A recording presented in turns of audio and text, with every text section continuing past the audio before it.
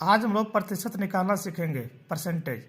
प्रतिशत का अर्थ होता है, इसे अलग करेंगे तो प्रतिशत। प्रति का अर्थ होता है प्रत्येक और शत का अर्थ होता है 100। प्रति का अर्थ प्रत्येक। मान लीजिए कि 100 अंक की परीक्षा होती है, उसमें यदि बच्चा 85 अंक प्राप्त करता है तो इसे हम बड़ा ही आसानी से कह सकते हैं कि 85% अंक प्राप्त किया। अब मान लीजिए किसी परीक्षा में बच्चे ने 392 अंक प्राप्त किया।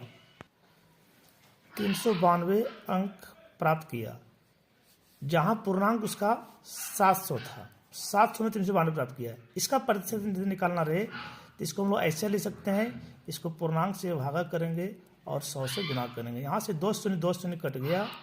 7 5 35, 4 7 46, तो ये 56% अंक प्राप्त होता है।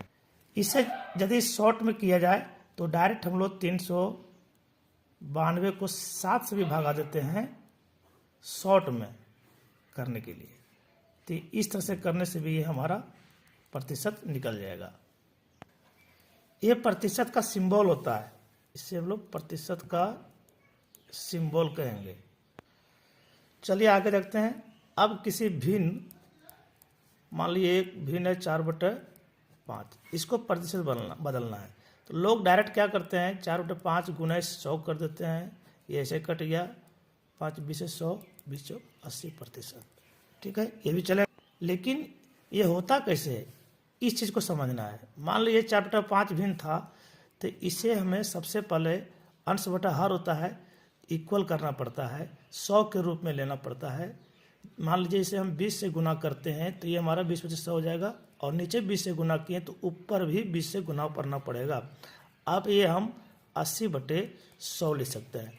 अब 80/100 यदि नीचे 100 आ गया, इसका मतलब इसे हम आसानी से 80% लिख सकते हैं। ध्यान रखें, भिन्न में हर को 100 के रूप में करना होता है। मैंने यहाँ पर 100 करने के लिए 20 से गुना किया, उसके बदले ऊपर भी 20 से गुना कर दिए। 80/100 बराबर 80%। जब नीचे 100 आ जाए तो आराम से हम 80% लिख सकते हैं। तो ये भी मेरा ठीक है, और ये उपयुक्त तो यही होता है। सबसे अच्छा उपाय जो होता है, सही तरीका यही होता है। अब ऐसा हर भिन्न में लागू नहीं होगा।